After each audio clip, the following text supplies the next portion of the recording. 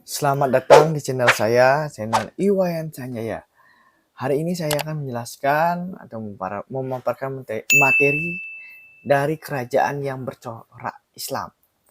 Adapun kerajaan yang bercorak Islam adalah Kerajaan Samudra Pasai, Kerajaan Aceh, Kerajaan Demak, Kerajaan Banten, Kerajaan Ternate, Kerajaan Tidore, dan Kerajaan Goa.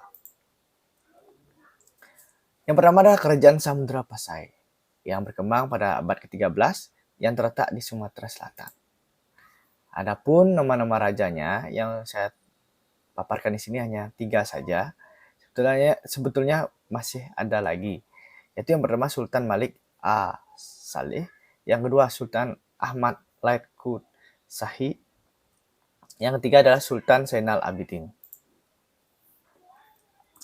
Adapun cerita singkatnya dari Kerajaan Samudra Pasai, Kerajaan Samudra Pasai merupakan kerajaan Islam pertama di Nusantara. Kehadiran agama Islam di Pasai mendapat tanggapan yang cukup berarti di kalangan masyarakat.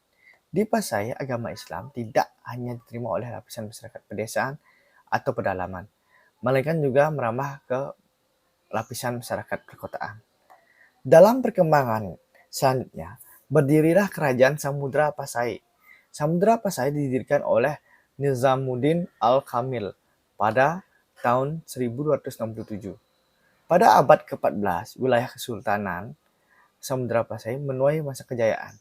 Kejayaan itu dibuktikan dengan kemampuan Kesultanan Samudra Pasai membuat mata uang emas pada masa Sultan Malik Al-Sahir pada abad ke-13. Bisa disebut mata uang Samudra Pasai adalah mata uang emas pertama yang dikeluarkan Nusantara oleh kerajaan Islam dengan ornamen Islam, yaitu tulisan Arab yang tertulis dalam sisi atas dan sisi bawah. Karena pada masa itu kerajaan Nusantara lain baru mengeluarkan mata uang dari perak.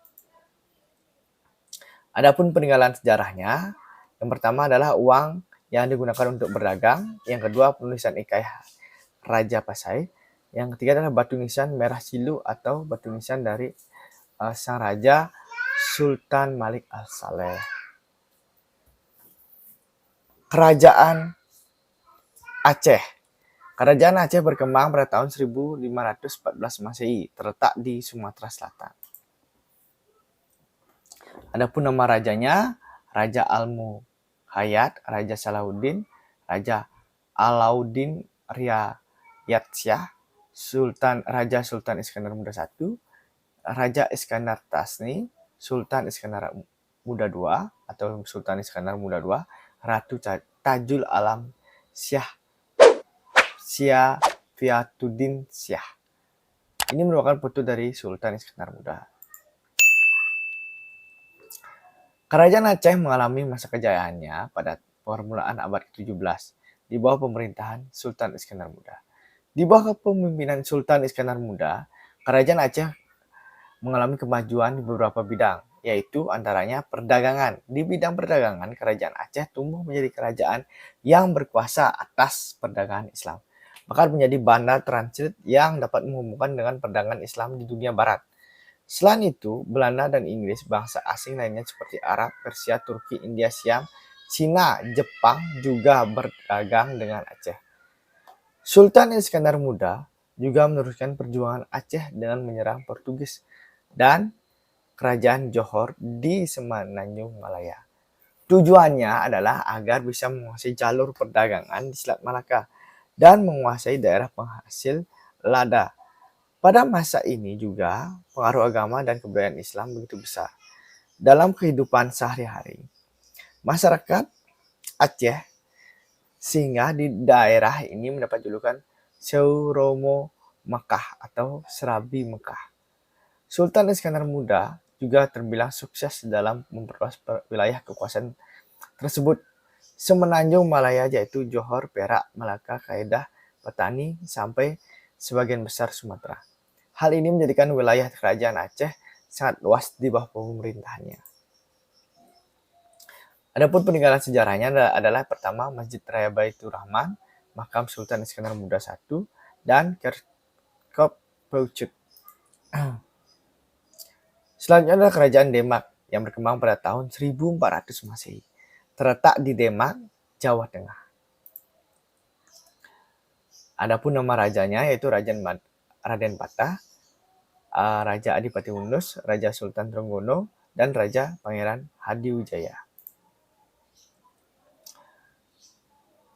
Kerajaan Demak atau Kesultanan Demak merupakan kerajaan Islam pertama di Jawa. Kerajaan yang berdiri pada awal abad ke-16 ini didirikan oleh Raden Patah dan mencapai masa kejayaan di bawah kepemimpinan Sultan Trenggono. Kerajaan Demak terletak di daerah Demak, Jawa Tengah. Pada awalnya kerajaan Demak merupakan wilayah kadipaten yang tunduk pada kekuasaan Majapahit.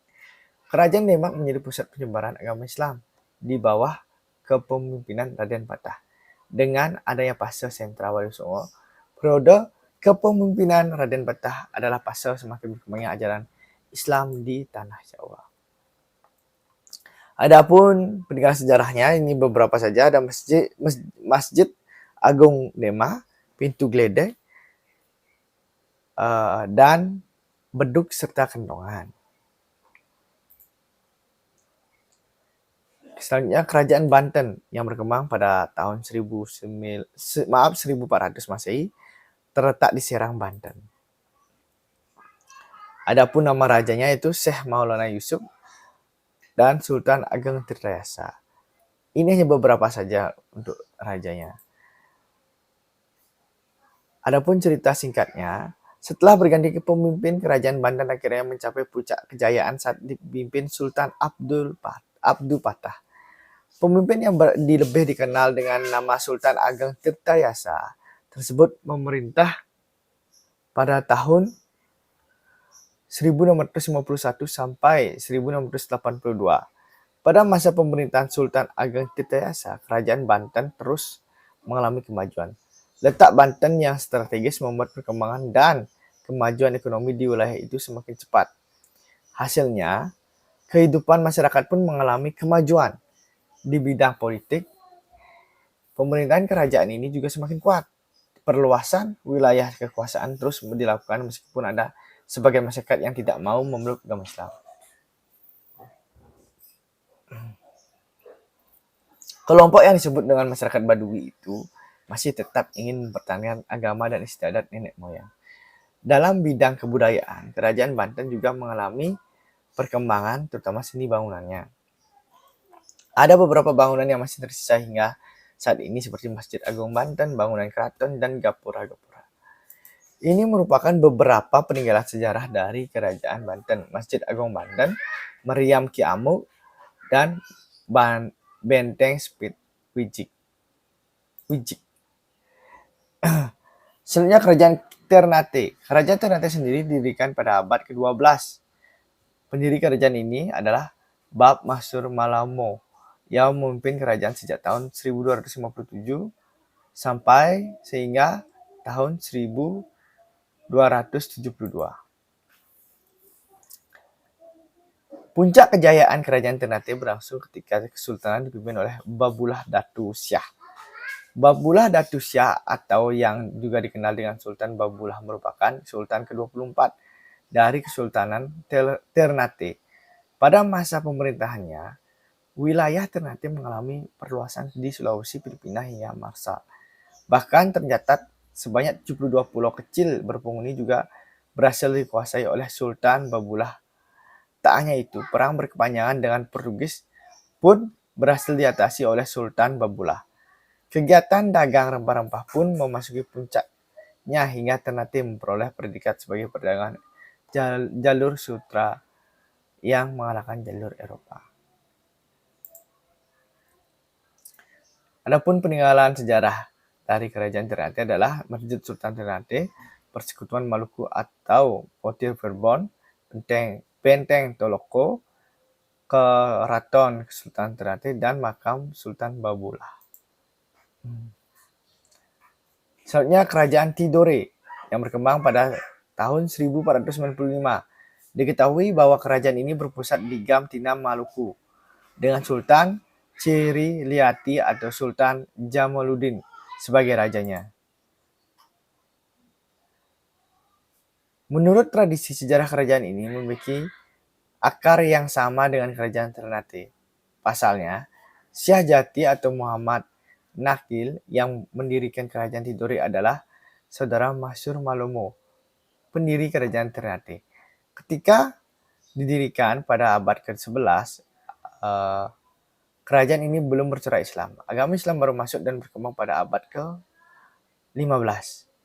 Sejak awal didirikan pusat kekuasaan kerajaan Tidore, belum dapat dipastikan. Barulah pada periode pemerintah Kolono Balibunga, sumber sejarah kerajaan Tidore mulai sedikit menguak lokasinya. Pada 1495, diketahui bahwa kerajaan ini berpusat di Gamtina dengan Sultan Ciriliati atau Sultan Jamaluddin sebagai rajanya. Salah satu raja Tidore yang terkenal dan berhasil membawa kerajaan menuju puncak kejayaan adalah Sultan Nuku pada tahun 1797 sampai 1805 Masehi. Pada periode ini, wilayah kekuasaan telah berkembang ke sebagian besar Pulau Halmahera, Pulau Buru, Pulau Seram, dan kawasan Papua bagian barat. Kehidupan politik kerajaan Tidore dapat dianggap mapan dengan struktur pemerintahan yang telah teratur. Selain itu, Sultan Nuku dikenal paling gigih dan sukses melawan Belanda. Selama bertahun-tahun, ia berusaha mengusir para penjajah dari seluruh kepulauan Maluku. Bahkan Sultan Nuku dapat menjatuhkan Ternate dan Tidore untuk bersama-sama melawan Belanda. Serangkaian perjuangan rakyat Maluku pun membuahkan hasil, ditandai dengan menyerahnya Belanda pada 21 Juni 1801 Masehi. Dengan begitu, wilayah Ternate, Tidore, Bacan, dan Jailolo kembali merdeka dari kekuasaan asing. Di bawah kekuasaan Sultan Nuku, kerajaan Tidore menjadi sangat besar dan disegani di seluruh kawasan itu, termasuk oleh bangsa Eropa. Adapun beberapa penilaian sejarahnya ialah Istana Kerajaan Tidore atau Kadatokai, Masjid Sultan Tidore, Benteng Tahula, dan Benteng Tore. Kerajaan Goa. Kerajaan ini terletak di Makassar, Sulawesi Selatan.